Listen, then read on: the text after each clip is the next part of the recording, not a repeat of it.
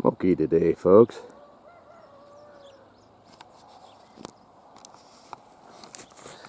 Good morning. So where's the smoke coming from? Take your pick. I mean, look at that. That's a lot of forest fires. And it's not just the western states, there's some in the eastern states too, and not quite as many. Florida's got a lot of them. But the western states, I mean, it's just one big fireball. Smoke could be coming from anywhere. And then I hear Canada has a bunch too. Idaho. The closest ones to us now, well, probably that Ajax fire. I don't think they got that on here now. They must have got that put out. It should be right on the blue line about there. These two here, they're in the edge of the wilderness, or in the wilderness. One of them, they're calling the Grizzly Fire. It is threatening Buckskin Bill's place. It's only about a mile away from there, and if you don't know who he was, it's can't think of what his first name is. I don't think it's actually Bill, but it's Sylvanhart is his last name. I don't know, it might have been Bill Sylvanhart, but anyway, they called him the last of the mountain men, and pretty neat fella. If you get a chance, look that up. There's lots of videos on YouTube and things about it on the computer, but pretty neat guy. I'd love to go down and see his place. I think it's still there. I don't know. I'm pretty sure it is, but I'm not positive on that. At least for now. If that fire gets any closer, it might not be. Anyhow, so this thing,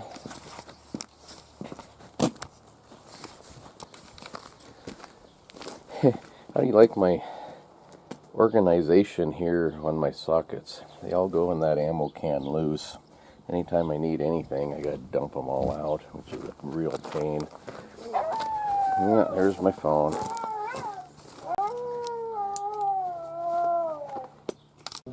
So anyway, man, that little plane is loud. This is held on with 3 bolts. There's one here and then a couple other from the back side. Looking at the exploded view of it on the computer, it looks like that axle shaft will come off with that piece attached. It'd make it a little more awkward probably to work on the U-joint, but I might be able to pull that out without taking that nut off. That might actually be a good thing, because that nut looks like it's supposed to be torqued to 190 foot-pounds. And I have a torque wrench, but I don't think mine goes up that high. So I'm not sure how I would actually re-torque that to the right amount. I could guess at it and just make it really, really tight, but I don't know if that's really good enough. So that's my thought. I'm going to pull that out, or try to pull that out, and see if it will come out of there. The other problem, if I do it that way, is I might not be able to get inside of it to grease those bearings. And that's something I do want to do, especially if they're almost $200 each. In town here, I think they wanted $190 or something, and then I'm sure they'd charge you freight on top of that. So with the tax, it would be $200 for sure. One thing about YouTube, no matter what it is you need to do, somebody has a video on it. Oh, excuse me. And they were showing you need a puller to get this hub off. They're saying to put the one bolt in on either side, and wedge something between there and the steering knuckle, or the end of the axle anyway, and then you can use your power steering to press this out, just turning it. It takes takes quite a bit of pressure. Holy smokes.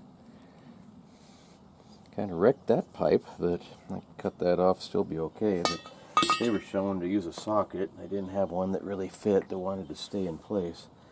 But I think I have this out. Putting it back in might be a problem, because that's pressed in pretty tight. Alright, so here we go. Oh yeah, no problem. There we go. Like I said, putting it back in might be a problem. And with that steering knuckle on there, yeah, I can't get that greased without pulling that hub off, without that nut off. And the wheel bearings are inside of that, they say.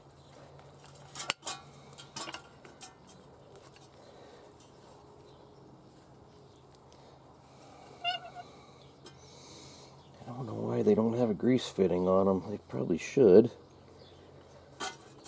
Gonna make this really awkward trying to get that replaced, but at least it's out of the truck.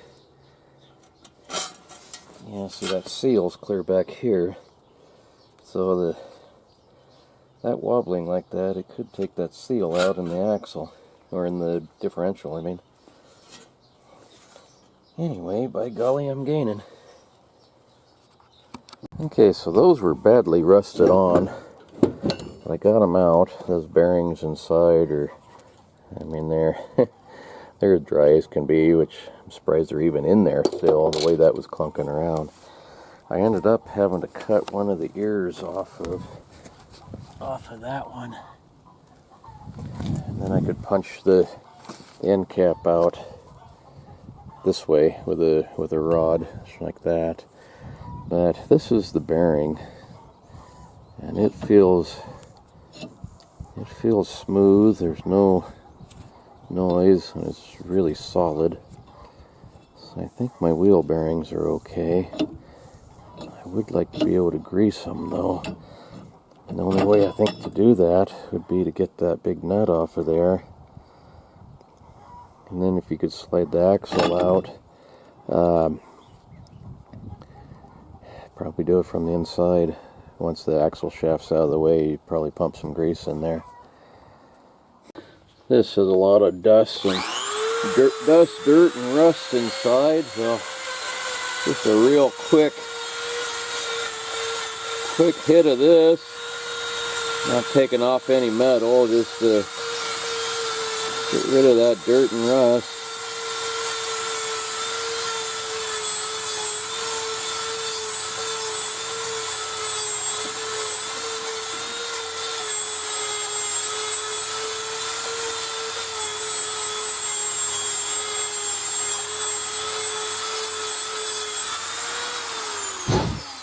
That should help a little bit.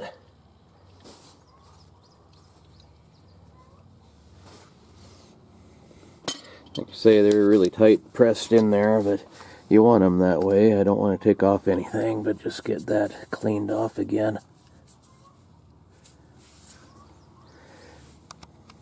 These bolt heads might be a problem too. I had a hard time getting those off. They got 12-point socket type heads, and they're kind of beat up on the ends.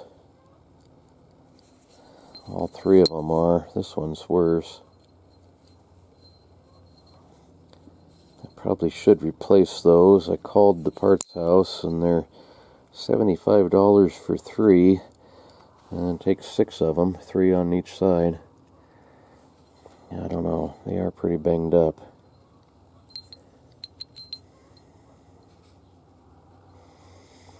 I guess if I can't get them tight enough, I gotta look it up, see what the torque specs are. I gotta find my torque wrench. I know there's one down the fairgrounds, it's mine, but I got one up here somewhere too.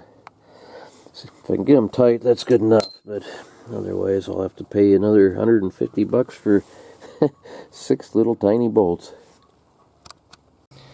These ones have a different style of clip on them. Instead of being on the outside, they're on the inside, which doesn't matter. It just makes them a little bit harder to get to.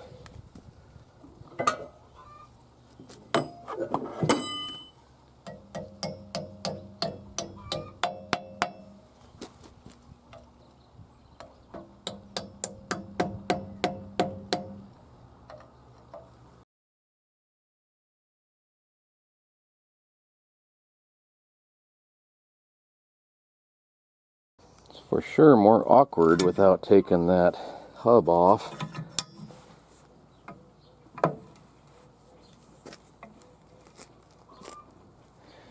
But it's going.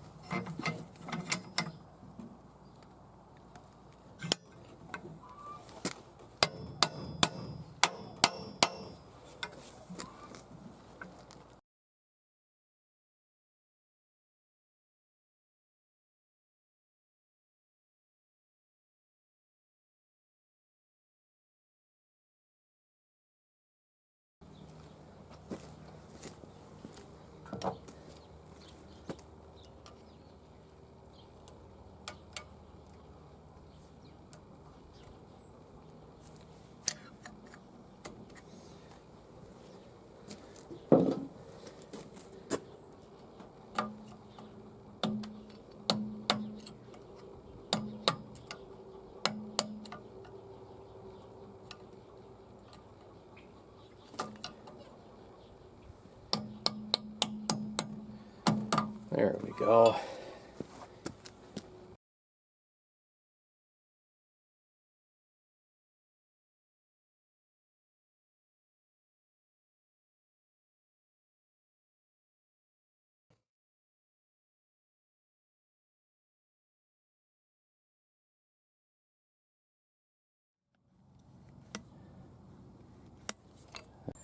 They don't hold a lot of grease, but they don't come with very much from the factory either. It does need a shot or two. You don't want to blow them out the side of the seals though. Okay, so my buddy Joe, he brought me by a couple of really big sockets, and it turned out to be that one, which is a 1 3/4. I mean, that's pretty big.